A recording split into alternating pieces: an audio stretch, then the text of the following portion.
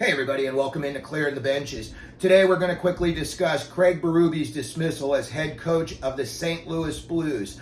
Now, Berube, who's 58 years old, had coached the Blues for 6 years. He took over in, I believe it was 2019, mid-season, and in what I would think may be one of the best coaching jobs in sports history. He took a team mid-season that was dead last in the NHL, and 6 months later, they were hoisting the Stanley Cup as champions. So that is definitely a major accomplishment. During those 6 years that Berube was behind the St. Louis bench, he led them to a 206, 132-4 record. Pretty good winning percentage there. 4 playoff appearances and winning the cup. Berube played for 17 years in the NHL. Over 1,000 games played, over 3,100 penalty minutes. So he was a busy boy. He's previously coached the Philadelphia Flyers for 2 years.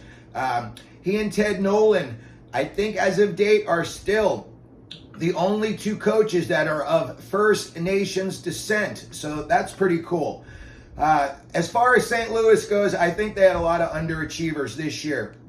You know, I kind of know they were in a sell-off mode last year, and they continued that just recently, letting Robert Bortuzzo go for a 7th rounder. But they've only got 2 guys with more than 20 points. Rob Thomas coming in at 27 and Pavel Buchnevich at 21.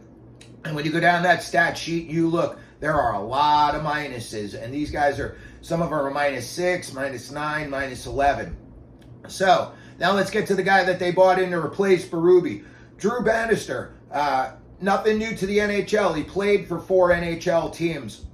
He was previously the coach of the Springfield Thunderbirds. He is 49 years old, and he got his start coaching in the British Elite League. So that's pretty cool that he was able to make it, you know, from something so far as outside the NHL as a Euro League to make it into the NHL circulation, and now he's actually behind an NHL bench.